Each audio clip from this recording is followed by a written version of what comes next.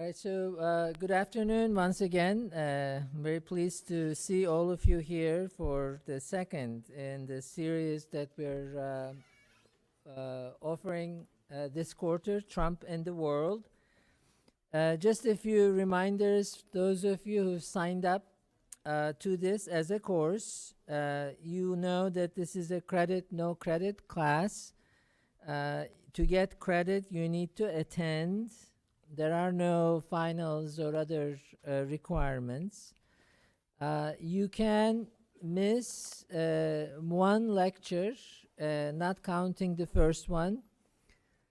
And if you miss more than one presentation, and if you have signed up for this class, we'll ask you to write a reflection paper on the sections that you've missed.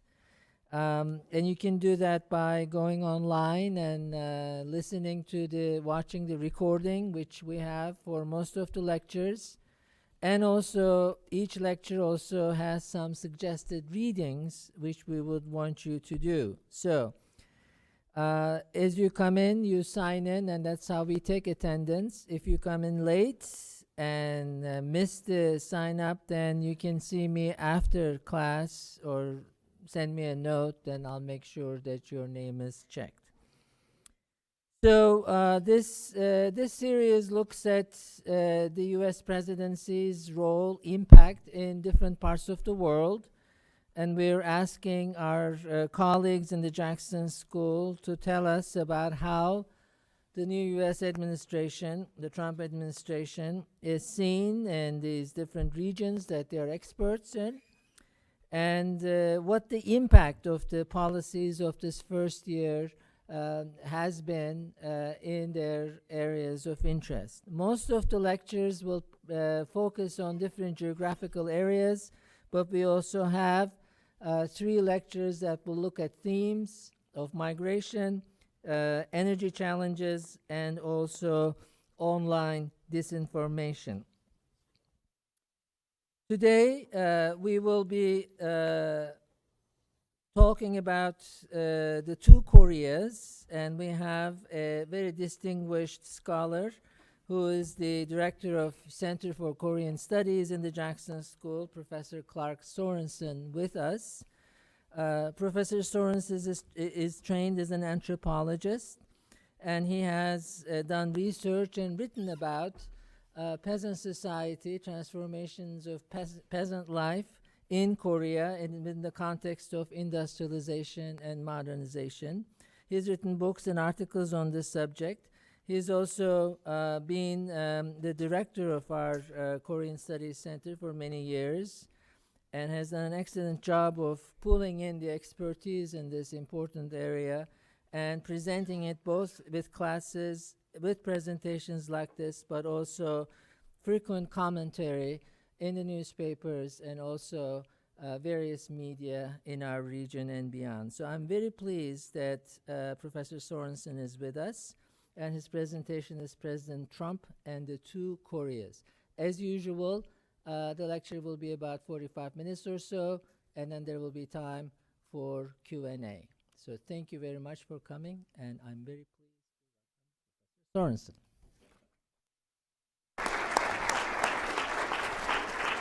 Am I all turned on? Yeah. Okay. Thank you very much. I really enjoyed Robert Pekkanen's lecture last week on Japan. What we're going to find is that Korea is twice as complicated as Japan because we've got a North and a South Korea. North Korea and South Korea have entirely different alliances and networks. They confront each other. So we've got to talk about twice as much stuff as we have to with Japan. I originally thought I might do a lecture on the North Korean nuclear issue, but on reflection I thought, our relationship with South Korea is multi-sided, multi-stranded, and I wanted to emphasize a little bit the institutional structures that link us with South Korea, where we have a very intensive relationship, and we do have a one-sided or a single-sided relationship with North Korea. It's a security threat for us, but we don't have trade or cultural relations. So I'm going to try to do 3 things today. I'm going to try not to overwhelm you with too much information, and I'll probably fail in that one. But the first thing I'm going to talk about is just the institutional structures that tie us to the Korean Peninsula. So that'll be about a third of the lecture. So that's going to be pre-President Trump. What President Trump found himself in when he became president. Then I'm going to do a kind of timeline of what happened in 2017. 2017 was pretty active on the North Korea front. There were a lot of missile tests. There was a nuclear test.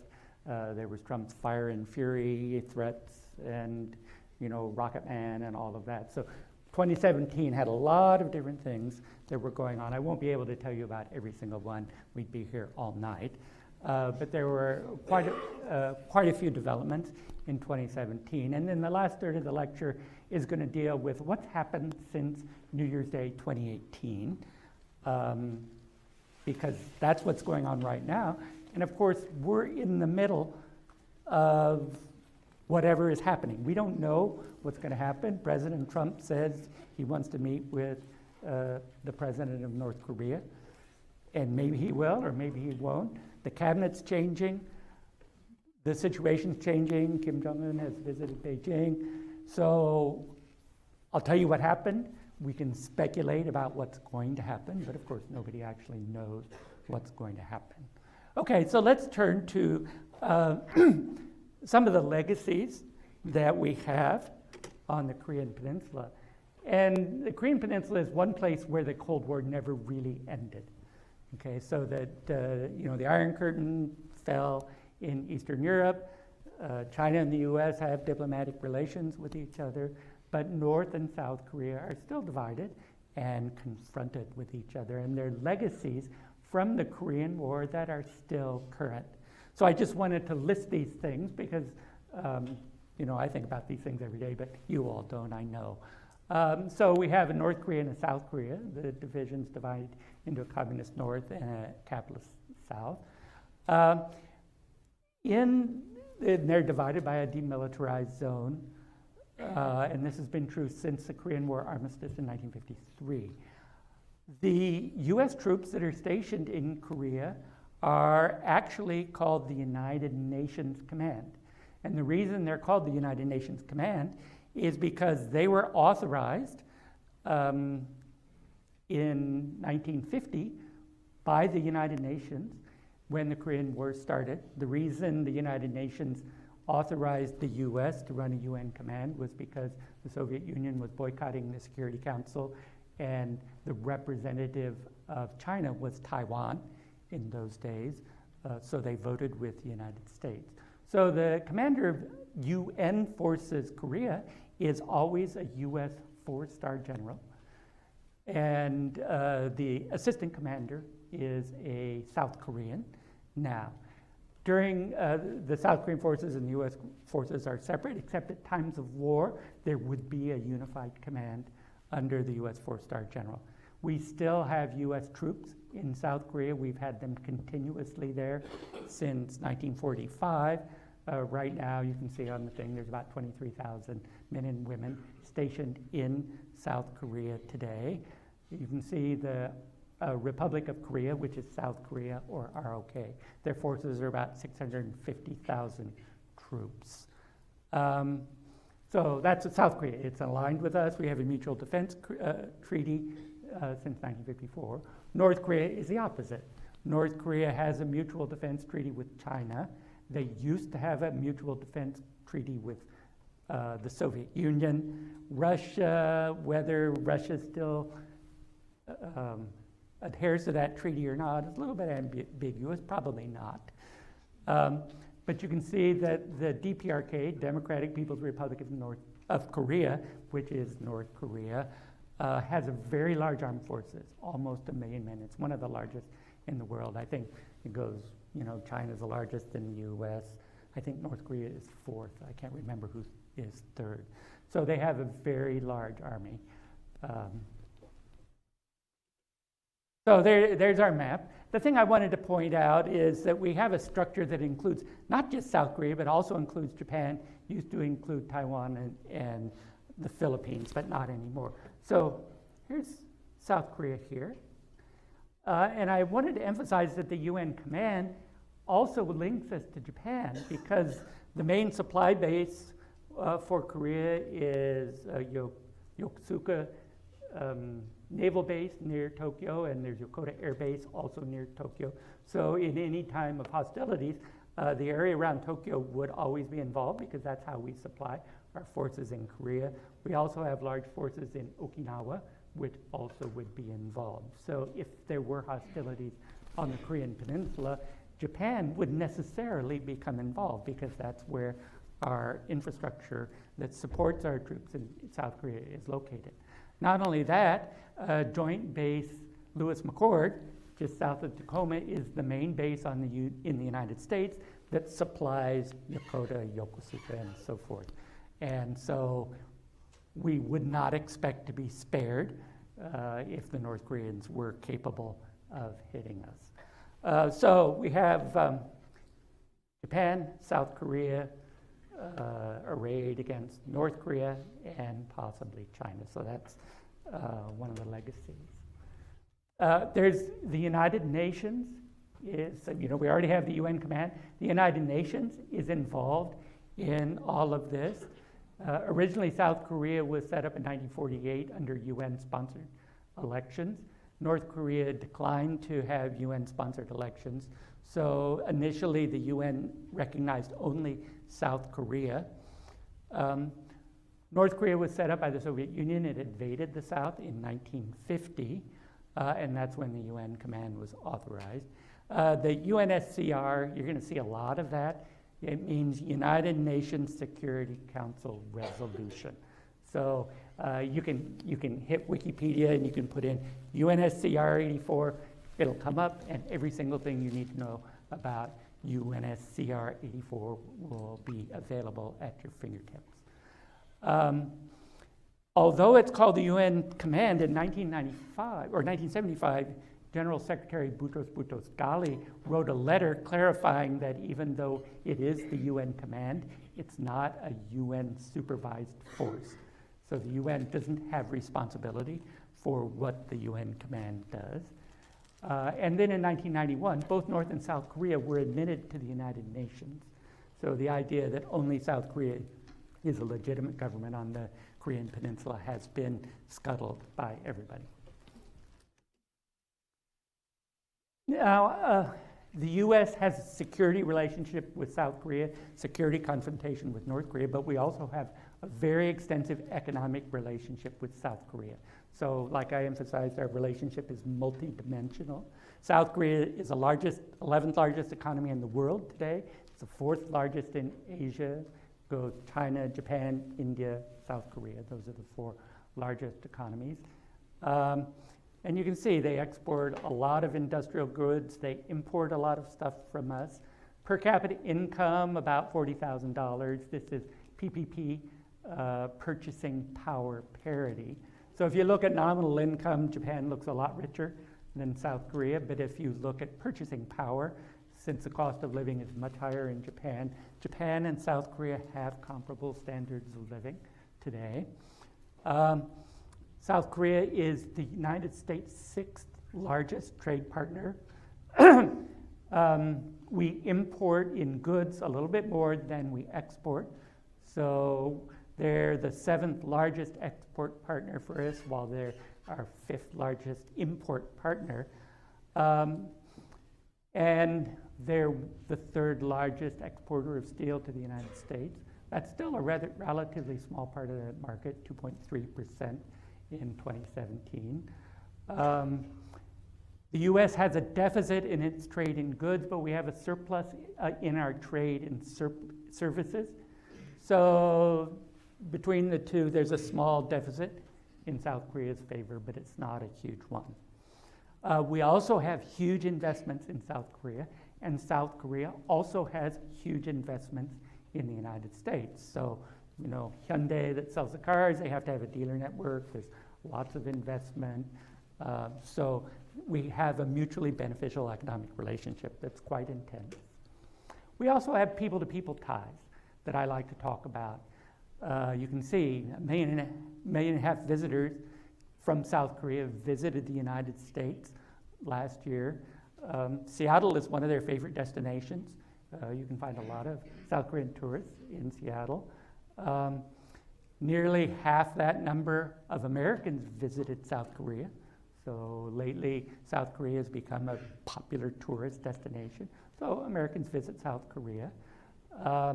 South Korea is the third largest source of foreign students in the United States, and those of us at the University of Washington are highly aware that we have quite a few overseas Korean students here. We've got about almost 2 million Korean American residents in the United States, and about 80,000 of them live in Washington State. And there are sentimental ties too, because about 18% of the South Korean population are Protestant Christians, based mostly on U.S. missionization. And about another, 11% are Catholic. Catholic missionization was international, French, German, Irish, as well as American. But these Christian ties create sentimental ties with the West and the United States among a fairly quite significant section of the South Korean population. So there's a lot of different and interesting ties between the United States and South Korea. North Korea, on the other hand, is something completely different. So North Korea was set up by the Soviet Union in 1948. The Korean War was supported by the Soviet Union, although the Soviet Union made sure there were no Soviet troops there because they didn't want a confrontation with the U.S. When the UN forces defeated the North Korean troops in late 1950 and started going into North Korea, it was Chinese troops who beat the UN forces back. So the Chinese saved the North Koreans' bacon. There's a complicated relationship between North Korea and China, North Korea and the Soviet Union. North Korea doesn't fully trust that the Soviet Union will really protect them, and that's one of the issues on the nuclear program. North Korea historically was part of the communist bloc, but it was relatively independent of both the Soviet Union and China, at least in foreign policy. So they never joined the Warsaw Pact. The Warsaw Pact was the security alliance led by Moscow and mostly Eastern European countries. So they never joined that. They never joined Comcon. Comcon was the Soviet economic cooperation group organized in opposition to the common market. They never joined that. And at times they tried to join the non-aligned movement in the 1980s, although they alienated too many people, so they didn't really succeed there. Things really changed for North Korea after 1989 when the Soviet Union collapsed, because they were very dependent upon aid and trade from the Soviet Union. So their economy collapsed, and amidst the collapse of their economy, their agriculture collapsed, and they had a famine in which 600,000 to 800,000 people died. They received humanitarian aid from a lot of different places. South Korea and the United States were two of the biggest donors. However, the North Korean regime didn't really use their foreign exchange to buy food abroad during this period. So that's a legacy that still rankles. Now, when we talk about the nuclear program, I had you do a reading, and many of you will be surprised how active the United States was in introducing nuclear weapons into the Korean Peninsula in the 1950s and 1960s. So that's why I had you do that reading, just because it gives you some information that probably most of you aren't aware. Our interest in North Korea is basically one-dimensional. We see it as a security threat, and that's all we see it as. But the United States was the first country to introduce nuclear weapons into the Korean Peninsula. We did that in 1956 in contravention of paragraph 13D of the Armistice Agreement that was signed in 1953. And we kept tactical nuclear weapons in the Korean Peninsula until President George H.W. Bush, Bush the Elder, withdrew nuclear weapons from the Korean Peninsula in 1991. I've noted down there that that withdrawal is significant, but on the other hand, we've got Trident subs going through the Pacific that have nuclear-tipped missiles on them that could be used to hit North Korea any time. We have B-52s on Guam, which is about 5 hours away, and they are capable of nuclear bombing as well. So just because we don't have nuclear weapons in the Korean Peninsula itself doesn't mean that North Korea feels safe from nuclear attack by the United States. The thing that really freaked North Korea out was when the Soviet Union started falling apart, and one of the coups of the George H.W. Bush regime was that they engineered a meeting between South Korean President Roh Tae-woo and Mikhail Gorbachev, who was the premier of the Soviet Union at that time. The Soviet Union was going broke. They wanted to trade with South Korea, which was a rapidly growing economy. And North Korea got very nervous that the Soviet Union was going to stab them in the back, which was pretty much what the Soviet Union did. So you can see that the foreign minister, Edward Shevardnadze, at that time was sent to North Korea by Mikhail Gorbachev to reassure them after this meeting between Gorbachev and Roh Tae-woo, the South Korean president, when they met in San Francisco. And you can see what happened. Kim Jong-il, who was the father of the current leader of North Korea, refused to see him. Kim Jong-nam, who was the titular head of state, he was one of the guys who visited the Olympics. He's really old. He's on his late 80s. Bawled out Shevardnadze and threatened North Korea would develop nuclear arms because the Soviet-North Korean Mutual Defense Treaty was no longer operative, and they didn't believe that they were protected by the Soviet Union's nuclear umbrella anymore. So this isn't the only reason North Korea got interested in nuclear weapons. They've been interested in them for a long time. But this is when they started accelerating nuclear development. And objectively, they had a security problem if they lost the nuclear umbrella of the Soviet Union. The reason South Korea and Japan don't have nuclear weapons is because the United States provides a nuclear umbrella protecting them. And we also make sure that Japan and South Korea don't develop nuclear weapons. That's part of the deal.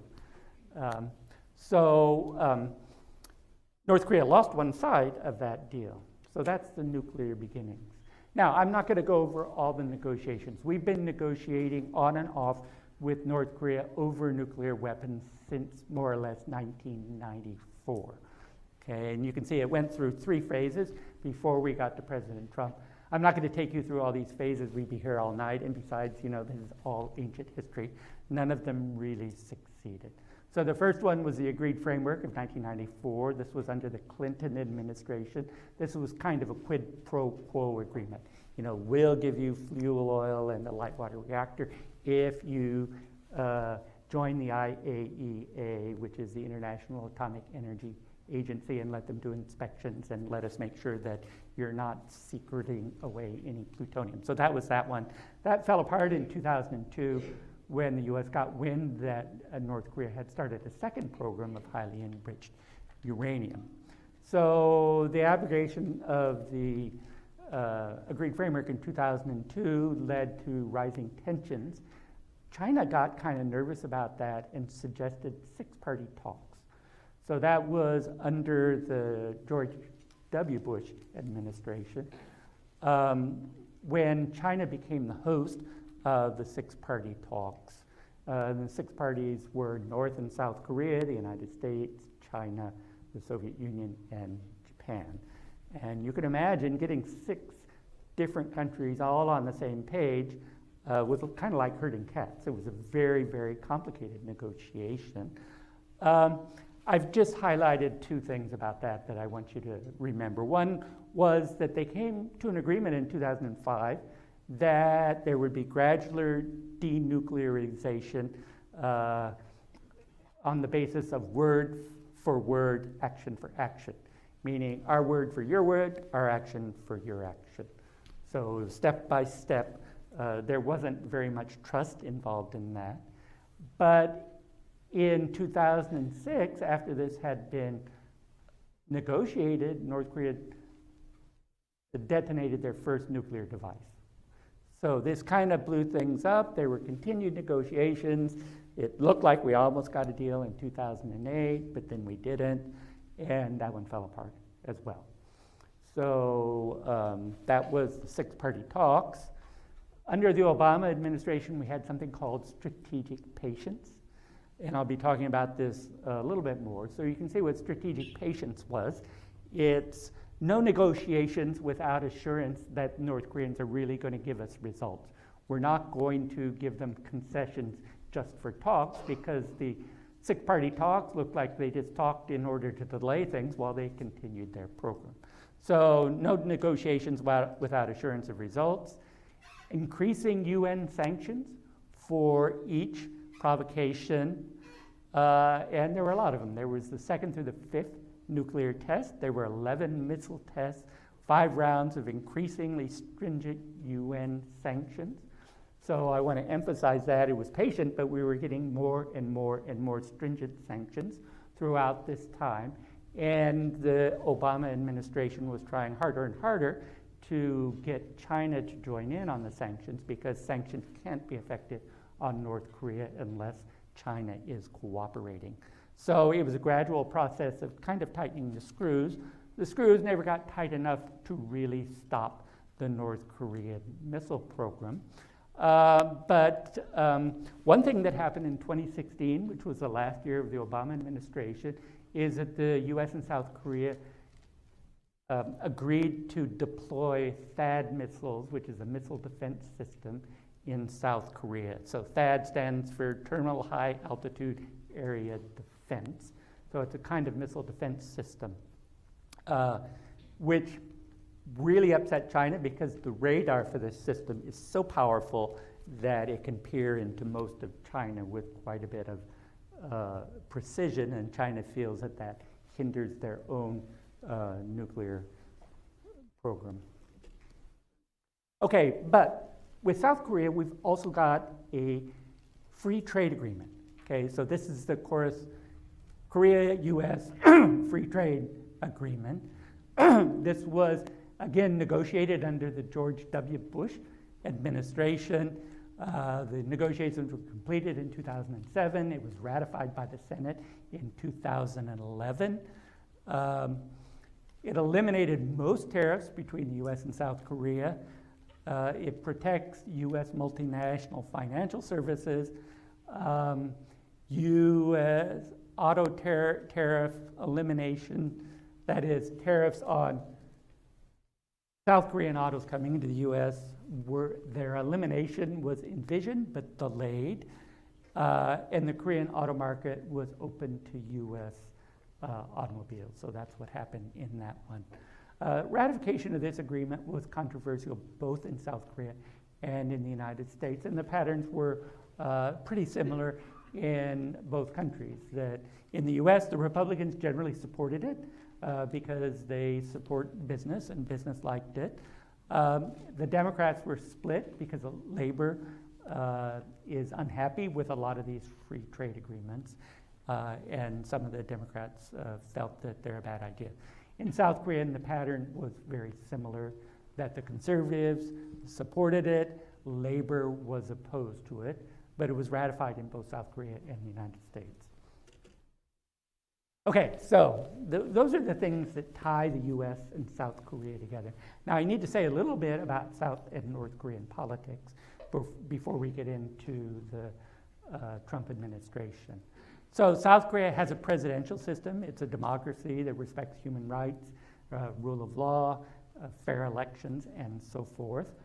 So they have direct election of a president. The president serves 1 5-year term. And we've seen an alternation of Democratic Party candidates, which are left of center, and conservative candidates. And the names of the Conservative Party keeps changing, so I haven't given it to you, over a period of time. So from 1998 to 2008, you had liberal people. And the difference between liberals and conservatives in South Korea A lot of it, or the main difference, is their attitude toward North Korea and the U.S. alliance. So if you're a conservative, you're very hardline on North Korea. You're not really in favor of too much interaction with North Korea. You're very much in support of the U.S. military alliance. If you're a liberal in South Korea, you favor kind of negotiations with North Korea. You're more skeptical about the U.S.-South Korean military alliance. On domestic policy, the differences between liberals and conservatives are much less stark than they are on foreign policy. So under the liberals, you had what was called a sunshine policy. Sunshine policy from 2008 or 1998 to 2008 meant pretty much South Korea was giving aid to North Korea. They were negotiating with North Korea. The idea of sunshine came from Aesop's fable. Aesop's fable was that the sun and the north wind got into an argument about whether they could get a Greek man to take off his coat. And the wind said, leave it to me. And he blew and he blew and he blew. And the more the wind blew, the tighter the man held the coat around him. And the wind wasn't able to blow off his coat. So then the sunshine said, okay, now it's my turn. And the sunshine shone, the guy got hot, and he goes, oh man, it's hot. And he just threw off his coat. So the idea is that if you're nice to North Korea will transform, and the tension between North and South Korea will be reduced.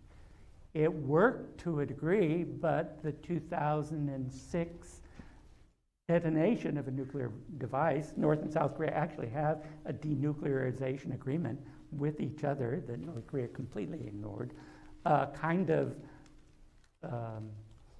disillusioned the South Korean public, so that in 2008, a conservative president was elected, and that was one of the issues, not the only one, but one of the issues on which he elected. Now, the Conservative Party then linked negotiations with North Korea to progress on the nuclear issue. And the North Koreans hated the conservative South Koreans, and they didn't negotiate with them. And so there was a lot of tension between North and South Korea during these regimes, President Lee Myung-bak and Park Geun-hye. And the South Koreans gradually reduced their aid to nothing. And there were two projects. One was an industrial zone just across the DMZ in a place called Kaesong, which they finally closed in 2008 because it was a foreign exchange earner for the North Koreans. And at one time, there was a tourist zone on the Diamond Mountains. So I put a little map here for you. You can see this magenta area down there is the area. So the green part is North Korea. The blank part below that is South Korea. Seoul is only 36 miles south of the DMZ, so it's within conventional artillery range. So anyway, that magenta area is where the Kaesong Industrial Park was. It had North Korean workers, South Korean management, South Korean electricity, South Korean machinery. And they made things like handbags, clothes, other things like that. So it was closed in 2008, and it had, wait a minute. Anyway, it was closed, in 2016, yeah, okay. And the Diamond Mountain tourist area was also closed. There's also a supposed special economic zone up here on the Russian border. There's a little Russian border here called Naljin Songbong. There's also one on the Chinese border here that never got off the ground because the Chinese got annoyed at the North Koreans for developing something without consulting with them. Okay, now if we talk about North Korean politics, we've kind of got a dynasty. The current leader, Kim Jong-un, is the third in a succession of father-son leaders. So his grandfather was the founding leader of North Korea, his father was the second leader, and now he's the third leader. So his name's Kim Jong-un. He succeeded in 2011 after the death of his father. He very rapidly got all of the titles he needed to rule North Korea. He consolidated his power through a series of purges. The most spectacular was when he had his uncle, his father's sister's husband, executed in December 2013. Then last year, he had his half-brother, older half-brother, assassinated in Malaysia. This happened while I was teaching my course on North Korea, and it's always, not that it's fun that he got assassinated, but when I teach my course on North Korea, Kim Jong-un is always doing something to keep my students interested. And so that's what he did in 2017. So he's consolidated his power. This was displayed in the Seventh Party Congress in 2016. That was the first communist North Korean Workers' Party, which is the Communist Party Congress, since 1980. So it had been, 37 years since there's supposed to be one every 5 years, but it had been 37 years. So this was a display of his consolidation of power. Okay, so finally we get to the Trump administration. Now, hopefully all of you were reading your newspaper every day, so I don't have to go through this in detail. I'm going to skip around a little bit because it'd be kind of tedious to go through everything step by step. But let's look at Trump, the candidate. So those first remarks, the first two, when Trump said China should disappear Kim Jong-un and that they have total absolute control practically of North Korea, which is not true. They don't have much control of North Korea.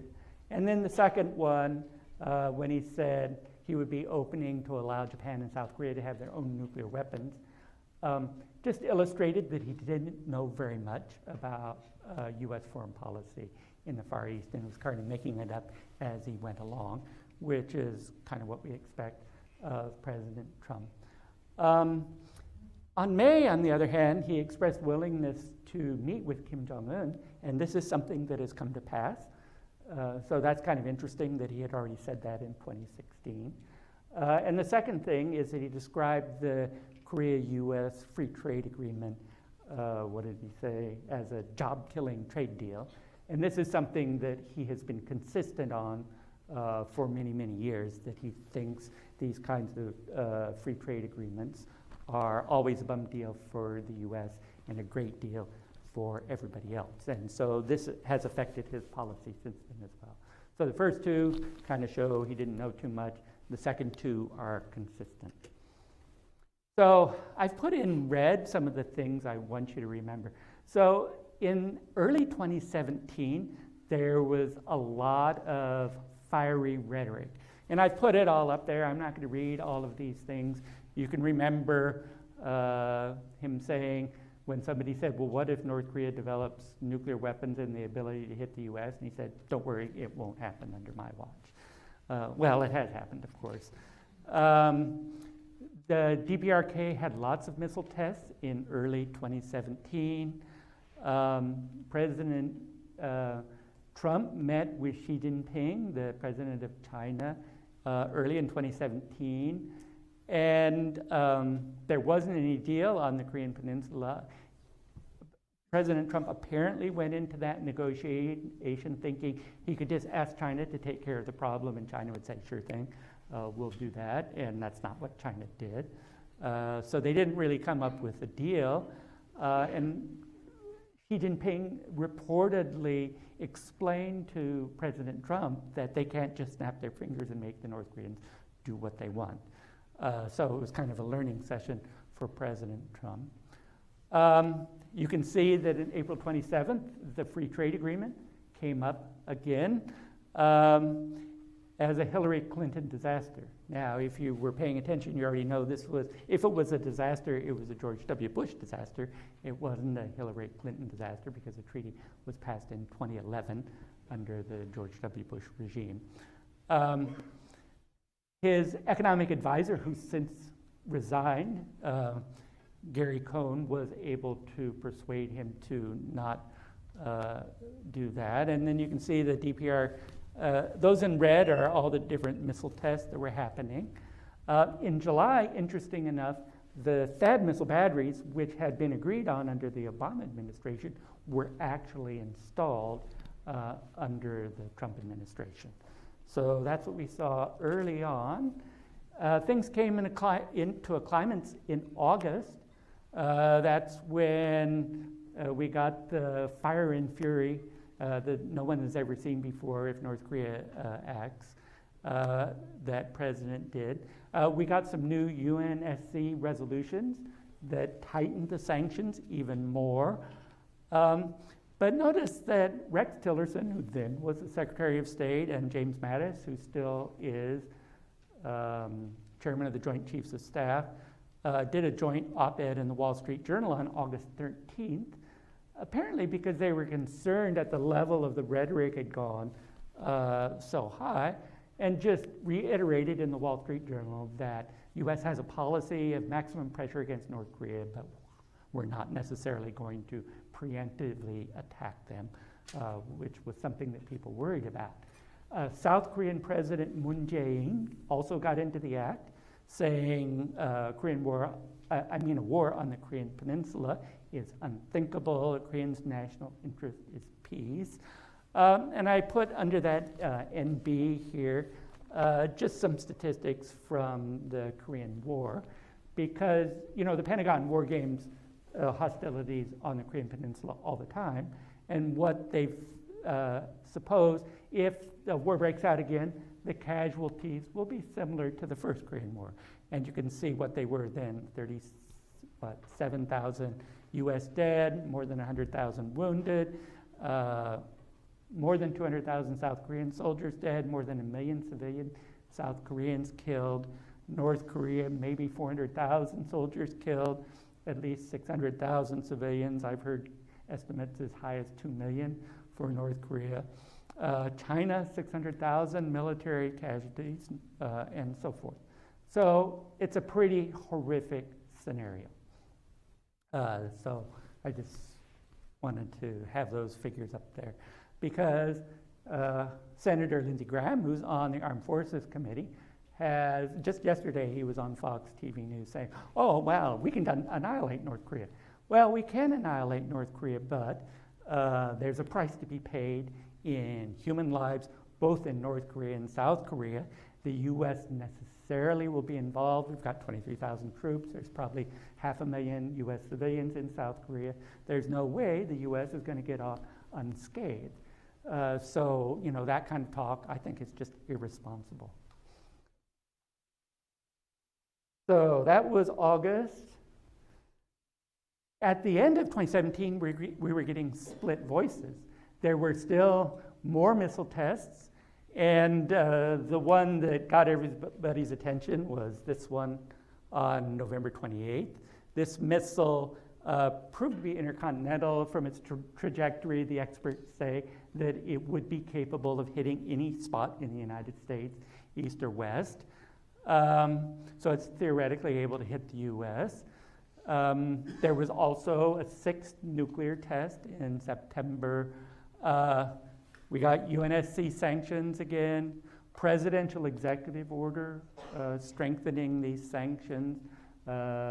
President Trump sent 3 aircraft carriers to the Western Pacific. Normally there's 1 there.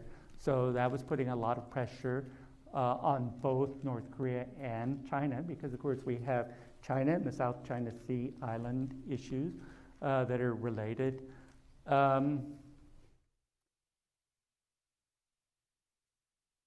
And Secretary of State Rex Tillerson got into the act. He'd already been contradicted earlier on when he said he was in direct consultation with the North Koreans, and President Trump answered, "Save your breath, it's not worth anything." So Secretary of State was being undermined.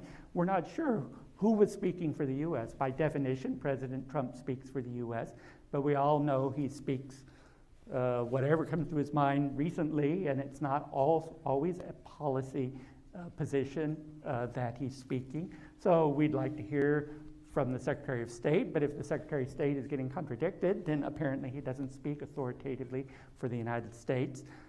So who does speak authoritatively for the United States? It was hard to know what U.S. policy was. And H.R. McMaster also was saying things. There were rumors that he was frustrated that the military was not providing more military options for the Korean Peninsula.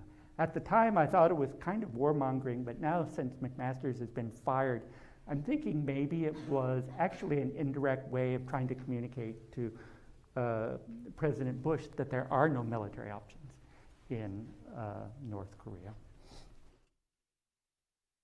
Okay, South Korean politics in 2017 are also relevant because South Korea's conservative president, Park Geun-hye, who's the first female president of South Korea, daughter of the former dictator Park Chung-hee, was impeached for corruption last year.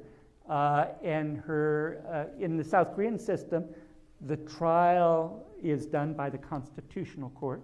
So the Constitutional Court held a trial and ratified the impeachment. So she was removed from office. She's in prison right now for corruption. And they had a new election, and the new election was won by the current president, a guy named Moon Jae-in, who's part of the Democratic Party. Moon's parents were refugees from North Korea. If you've seen that famous documentary on the Battle of Choshin Reservoir, the last episode of that battle is when the U.S. Withdrew from the east coast of North Korea, and there were tens of thousands of North Koreans who went with them and were transported in ships to the city of Busan, which is where Moon Jae-in is from, and he comes from that kind of background. But Moon, well, first of all, he allowed the installation of the THAAD batteries, which he had to pay with a lot of political capital. China was incensed when, in 2016, South Korea agreed for the THAAD batteries. China banned cultural imports from South Korea, so all the K-pop groups couldn't go to South Korea anymore. All the South Korean soap operas couldn't be exported to China anymore, where they were really popular. But then when they actually installed them, they told Chinese tourist agencies that they could no longer arrange group tours to South Korea. Chinese were the largest tourist group to South Korea. So tourism fell 60%. They boycotted the Lotte department store that has lots of branches in China because they provided the land where the THAAD batteries were located in South Korea. Finally, Lotte department store in Shinsegae, which was another South Korean department store, withdrew from the Chinese market because things were going so bad for them. Hyundai and Kia, who have factories in China and are big sales, have big sales in China, their sales fell 50%. Even cosmetics fell.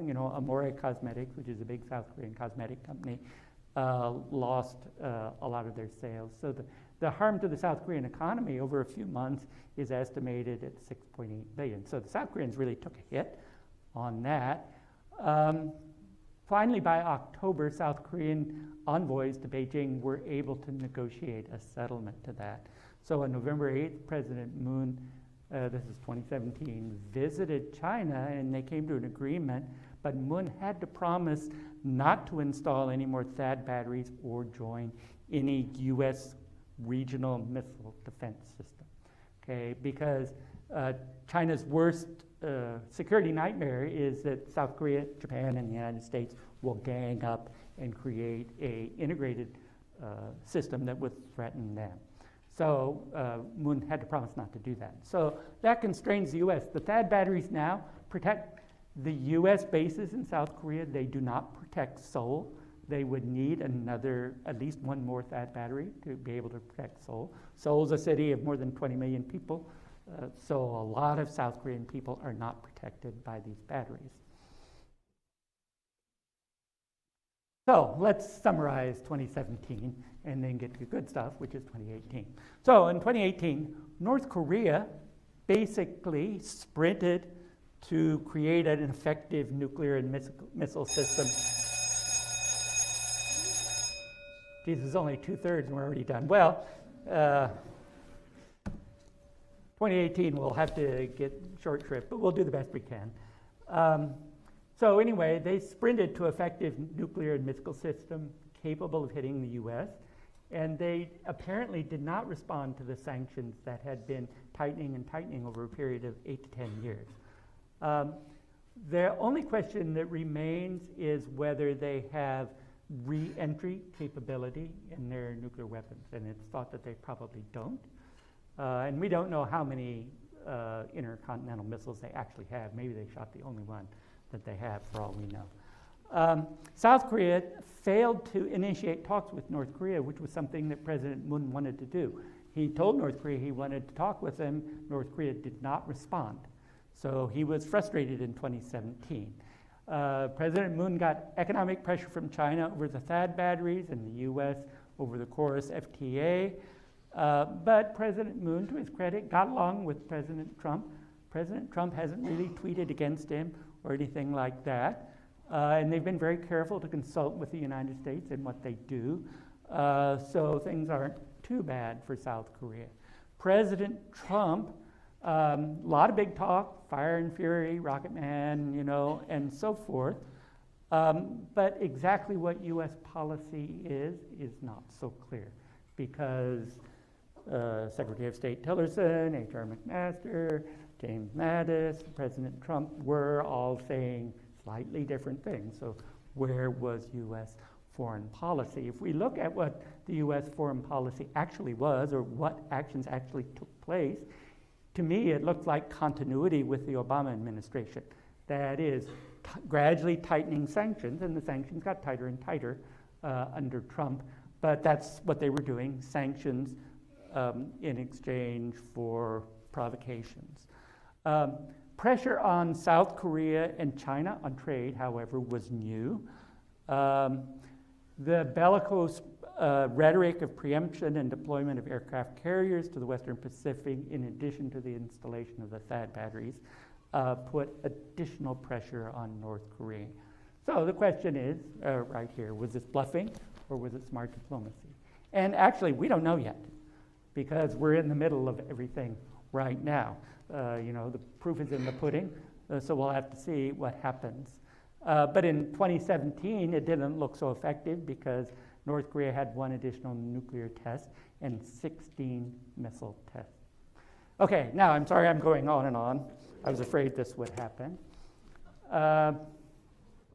We got to get to 2018, so let's get to 2018. The game changer was actually Kim Jong-un's New Year's address on January 1st, 2018, and I've quoted some of the critical passages there. Last year, the moves of the United States and its vassal forces to isolate and stifle our country went to extremes, and our revolution faced the harshest ever challenge. So this admitted publicly that the sanctions were hurting the North Korean economy, and we were getting reports in the fall of 2017 that, in fact, their economy was being seriously compromised by the sanctions. But he also said, by conducting tests of various means of nuclear delivery of super intense thermonuclear weapons, we attained our general orientation and strategic goal with success. Our country's nuclear forces are capable of thwarting and countering any nuclear threat from the United States, and they constitute a powerful and reliable war deterrent, which no force can reverse. The whole of the U.S. mainland is within the range of our nuclear strike. The nuclear button is on my office desk at all times. And of course, President Trump's famous tweet after that on the next day was that I too have a nuclear button, but it's much bigger and more powerful one than his, and my button works. So that was what people noticed. I want to emphasize the next slide, which is the second half of Kim Jong-un's speech, which didn't get very much play in the US press, because the second half was about North and South Korea, which of course doesn't make immediate news in the United States. So he blamed the previous conservative administration for bad relations, and he said, this year, 2018, is the 70th anniversary of the founding of the Democratic Republic of Korea, which is North Korea. So it's a great time. South Korea is having the Winter Olympics. I'd like to go to the South Korea Winter Olympics, and we could cooperate on this, and this would be really a good occasion for demonstrating our nation's prestige and so forth. Okay. Now, the South Koreans welcomed this North Korean offer because Nikki Haley, or the UN representative, or the U.S. ambassador to the United Nations, was saying, well, Pyeongchang is too close to North Korea, maybe nobody should go to the Winter Olympics. And if nobody had gone to the Winter Olympics, South Korea would have been devastated. So they welcomed North Korea's offer. They wanted things to, the temperature to go down. You can see, I've showed you, here's Pyeongchang, right here. Here's the DMZ right here. It's only 40 miles from here to here. 40 miles is like from Everett to Renton. Okay, that's how far it is from Pyeongchang to the demilitarized zone. So there was reason to be concerned. North Korea reopened its hotline with South Korea and negotiated participation in the Olympics for the U.S. South Korea postponing their joint military exercises. So next thing happened was President Trump's State of the Union speech, which was over the top threats against North Korea. And they invoked Otto Warmbier, the American student who went to North Korea, was arrested and died under mysterious circumstances when he came back. And Warmbier's parents were in the audience, and he recognized them as well as a North Korean refugee. Now, what this does is raises the emotional temperature of the speech when you do something like that, which maybe is inappropriate for a State of the Union speech, but it's not the only time they've used Warmbier's presence. So there was talk of preemptive strikes. The thing here, I'll just mention that Victor Cha, who's a guy I know, was about to become U.S. ambassador to South Korea when his appointment got nixed for some reason, and it seems to be that he was not in favor of a preemptive strike, and that's why his appointment was nixed. So we still don't have an ambassador in South Korea 2 years into the administration. So that's one thing that happened. North Korea tried charm offensive, and this is what's going on right now. So I want to zip through this stuff pretty fast. Kim Jong-un sent his younger sister, who's on the Korean Workers' Party Central Committee and reportedly runs the Kim family finances, to South Korea with Kim Young-nam. This is the same Kim Young-nam that told off Shevardnadze in 1991. Like I said, he's a really old guy. So they both came down, and they attended the Olympics. Vice President Spence was also there, along with Otto Warmbier's parents. He sat next to Kim Yo-jong. He did not recognize her. And then we didn't know what policy was. Josh Rogan of the Washington Post interviewed Pence on the way home, and we actually got some clarity on what U.S. policy on North Korea is right now. So that's kind of interesting. I had to subscribe to the Washington Post because you can't get all the information you need without reading all the Washington gossip anymore. So here's a widely publicized picture of Mike Pence and Kim Yo-jong at the Olympics, and you can see his stony face and his refusal to recognize her, which came across as, it wasn't good optics, I think. It came across as ungracious, I guess you would say, in that context. So the second part of the charm offensive is that Ivanka Trump and Sarah Huckabee Sanders went to the closing ceremony, and the optics of that were much better. Ivanka Trump was charming, and she smiled, and she had dinner with President Moon, although there was no diplomacy of any consequence that seemed to follow from that, but the optics were much better for this. The North Koreans sent a very interesting guy, this General Kim Young-chul. He met with President Moon. He's head of the Reconnaissance General Bureau. I've emphasized this because it's often mistranslated as the Intelligence Bureau. It's not the Intelligence Bureau. Reconnaissance is when you're going out looking for the position of troops so that you can trash them, right? So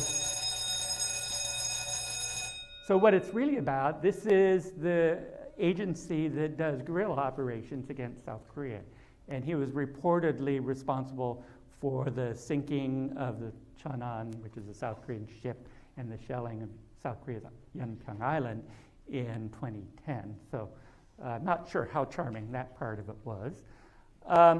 But when he went home, President Moon called President Trump and said he was sending envoys to North Korea to negotiate.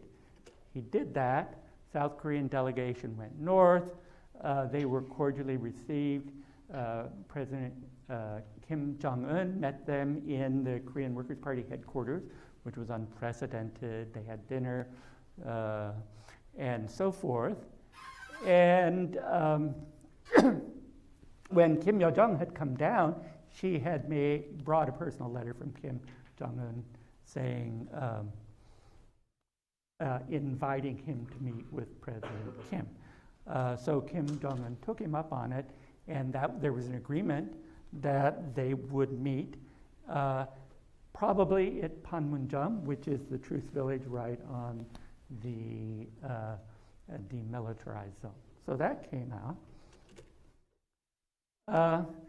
A secret, President Kim also told the South Korean envoys that he would like to meet with President Trump. And the South Korean envoys, once they came back to Seoul, got on the plane and went to Washington, D.C. to consult with the Trump administration. And they telegraphed, they called me beforehand saying that President Kim had offered to meet with President Trump. So they knew that when the South Koreans arrived. The South Koreans were surprised, however, that not only were they met in the West Wing, but President Trump personally met with them because they didn't think that he personally would, and he agreed to the meeting right away. So the questions are here. If they meet, where would they meet? What would they talk about? What kind of preparations are necessary? Does the administration have the personnel necessary to plan something like this? Now, we all know there's been turmoil in the Trump administration since. Secretary of State Rex Tillerson has been fired. Former CIA Director Mike Pompeo, who is more hawkish on North Korean issues, has been appointed as his successor. He's still got to be ratified by the Senate because that's a cabinet position. That hasn't happened yet. If Trump meets with Kim in May, there's not a whole lot of time to prepare this. Then National Security Advisor H.R. McMaster also was fired, and his position offered to John R. Bolton.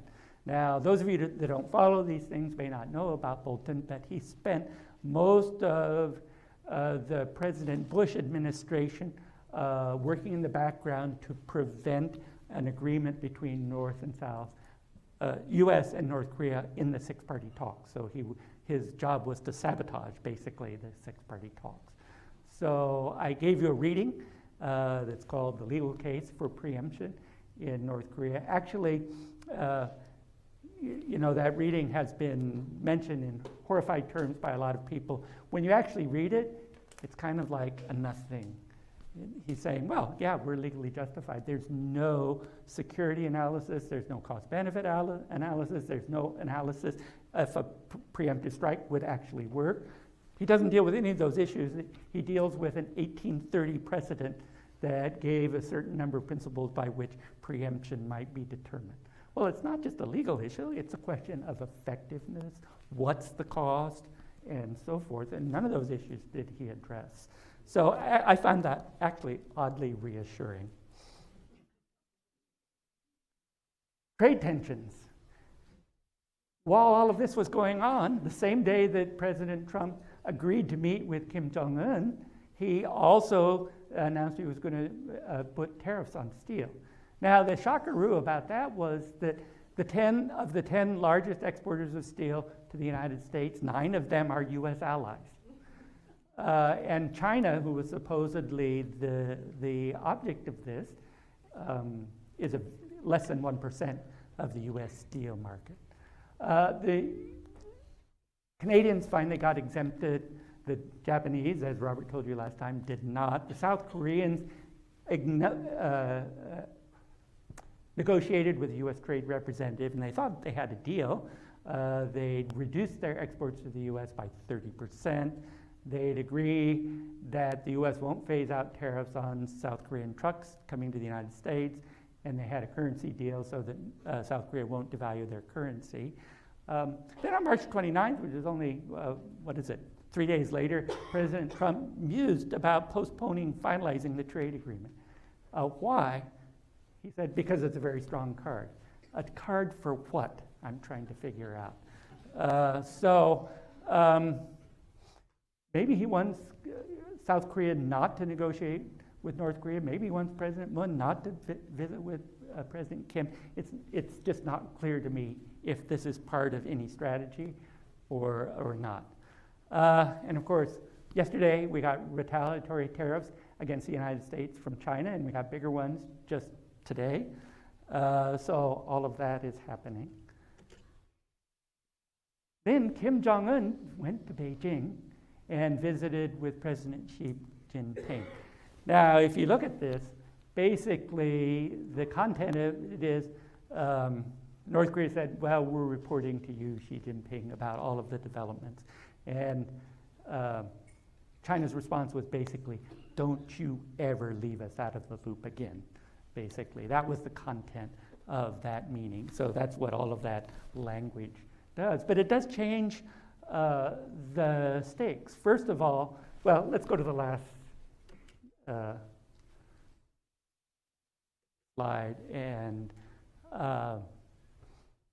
last two slides, and then I'll shut up. So first of all, is the meeting between President Trump and President Kim even going to take place? One wonders with Mike Pompeo as the Secretary of State and John Bolton as National Security Advisor. Both were people who don't believe in carrot and stick negotiations, but only in sticks and no carrots. And would a meeting even take place under those circumstances? So in my mind, there's doubt. On the other hand, Trump seems committed to the meeting, and he's the president, so maybe it will go forward. But then the North Korea themselves have been silent about it. They've let the South Koreans speak for them. They could pull out at the last minute, just like Kim Yo-jong did the meeting with Vice President Pence. A secret meeting was arranged, and they pulled out at the last minute because word was that Pence was just going to berate them for being bad people and not denuclearizing, and she didn't want to meet him under those circumstances. So we're left with the same four questions that we did earlier this month, which is, where would they meet? What's Trump's strategy? What would they talk about? What kind of preparations are necessary? Does the United States even have personnel in place to make proper preparations?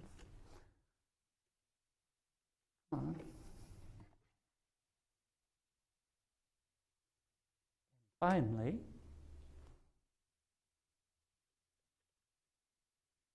okay. It looks to me like Kim Jong-un is controlling the narrative. Okay, so everything was fire and fury and so forth, and nuclear tests and missiles in 2017, and then all of a sudden, when Kim Jong-un made his speech on January 1st, everything changed. There was a pivot. His charm offensive empowered President Moon of South Korea to initiate negotiations, which is something he'd wanted to do all along, but he couldn't get the time of day in 2017 until the North Koreans changed their tune. For Kim Jong-un to meet with both Xi Jinping and President Trump is highly legitimating for him. Relations with North Korea and China have been very frosty since Kim Jong-un has been in power. He hasn't listened to Chinese advice. The Chinese are very annoyed with North Korea, and they've been freezing North Korea out. And now, all of a sudden, Xi Jinping himself has to invite Kim Jong-un to Beijing because Kim Jong-un is doing an initiative by himself with the US president and the South Korean president. China's afraid of being frozen out of the narrative, and that's the last thing they want. So now he's in good graces with the Chinese. He's going to meet with President Trump. This will be very legitimizing for him. Restoration of close North Korea-China ties reinforces the North Korean, the Chinese, and the South Korean preference for phased nuclear reduction, and isolates President Trump and Prime Minister Abe of Japan, who want maximum pressure against North Korea and rapid unilateral denuclearization. So North Korea has agreed to discuss denuclearization. What they mean by that isn't exactly clear.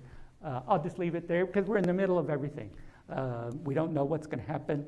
what Mike Pompeo, as Secretary of State, is going to do. We don't know what the new National Security Advisor is going to do. We don't know if President Trump is actually going to meet with Kim Jong-un. We don't know what strategy he would have if he did meet with Kim Jong-un. We don't know where they'll meet or any of that. So I got to leave you hanging now. Thank you.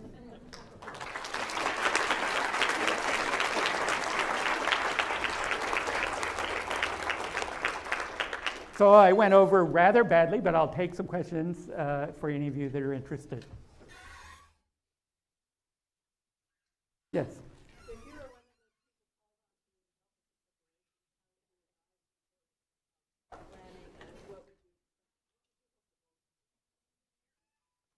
Well, I would have advised him not to meet with Kim Jong-un in the first place.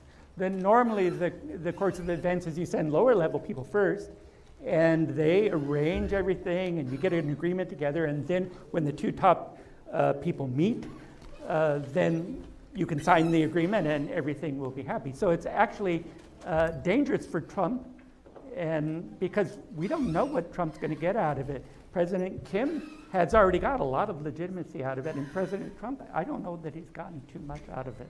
So that's what I would have advised. Now, the precedent is when President Carter went to North Korea in 1994 and negotiated the outlines of the agreed framework. But he actually had a plan when he went to North Korea, and I'm not sure that President Trump has a plan yet.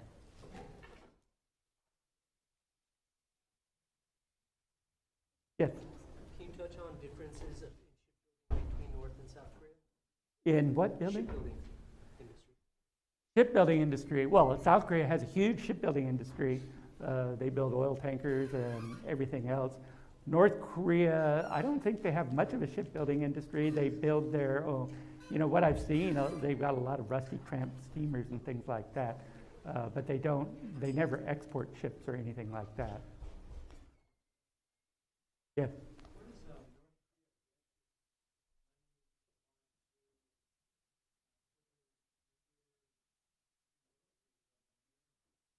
If I knew the answer to that question, I wouldn't be standing here right now. There's a lot of rumors. Probably people in the CIA know better than I do. They do smuggling. There's been rumors that they're active on South Korea's Bitcoin exchanges. There have been rumors that they use cyber theft to get large amounts of money from foreign banks. And they also trade with China, which is one of their main sources of foreign exchange. So there are various ways they do it. There are a lot of North Korean trading companies. And one of the problems with sanctions is that they keep changing the names of these trading companies and then start trading again. And it's very, very difficult to track them down, even though the United States wants to stop all of that kind of trade. Yes?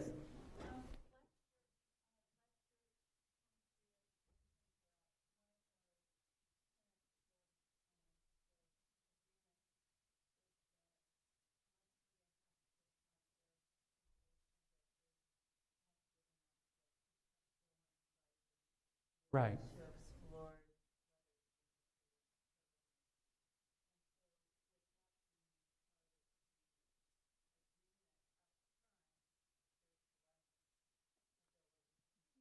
Right, we don't have any part of that. The previous agreements have been done, if you join the Nuclear Non-Proliferation Treaty, which at one time North Korea belonged to, but they withdrew, which was allowed. But if you belong to that treaty, then you have to have International Atomic Energy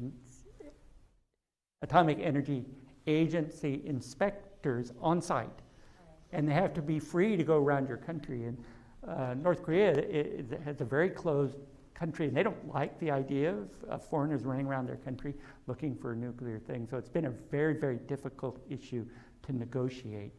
When things were going well with the agreed framework, on their main nuclear site in the 1990s, there were cameras, there were IAEA inspectors on site, there were cameras running 24/7 to make sure they weren't spiriting plutonium away. So when that agreement broke down, that we went from imperfect inspections to no inspections. Nothing as specific as that I've heard. So You know, the best thing we can hope for is that there'll be kind of an agreement in principle to start real talks if President Trump meets with President Kim. So that seems to be the best thing we can hope for, is kind of an agree to begin talking. I can't see anything more concrete coming out of it. Yes? Their role isn't so important now. They would like, actually they trade a lot with South Korea, and they would like to be able to put a gas pipeline through North Korea to South Korea. They would like trains to be able to go from South Korea through North Korea into Russia and across to Europe. So there are a lot of things that they would like, and even during the six-party talks, they tried to negotiate those things, but they never really succeeded in getting them. But really, they're not that big a player. Right now, the big players are the US, China, North and South Korea, and Japan. Yes? Does have a mutual defense They do, agreement? yes. North Korea and China have a mutual defense agreement. Are there any Chinese troops in No, there are no Chinese troops in North Korea. What the Chinese had said through unofficial but authoritative sources is that if the United States preemptively struck North Korea, that they would aid North Korea. So if we do that, we're going to get into war with China. If North Korea started a war with the US, they would not. So that's what they've said. So for what it's worth. Yeah. Yes?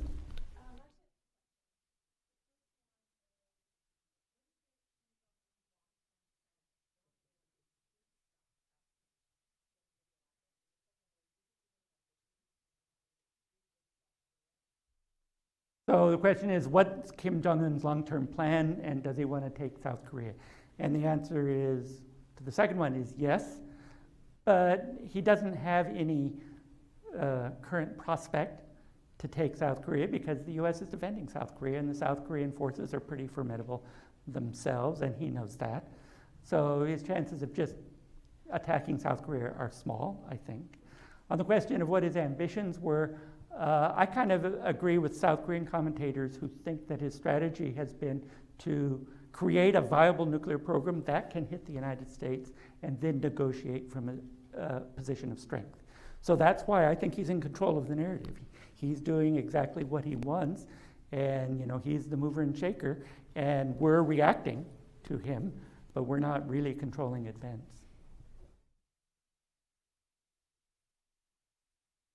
Okay, one more, and then we'll call it a day.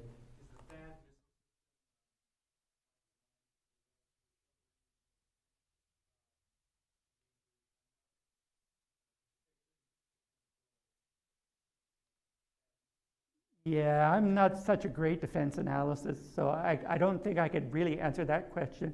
They're supposed to be able to hit missiles as they're going up rather than when they're coming down. And that's why they're pretty close. China thinks that it compromises its nuclear deterrent, but I'd have to defer to a better defense analyst to really answer that question. Okay, let's call it a day.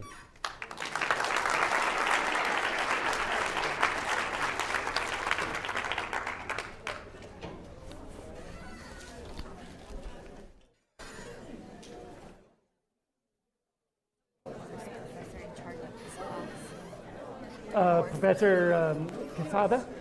Yeah, he had to leave early.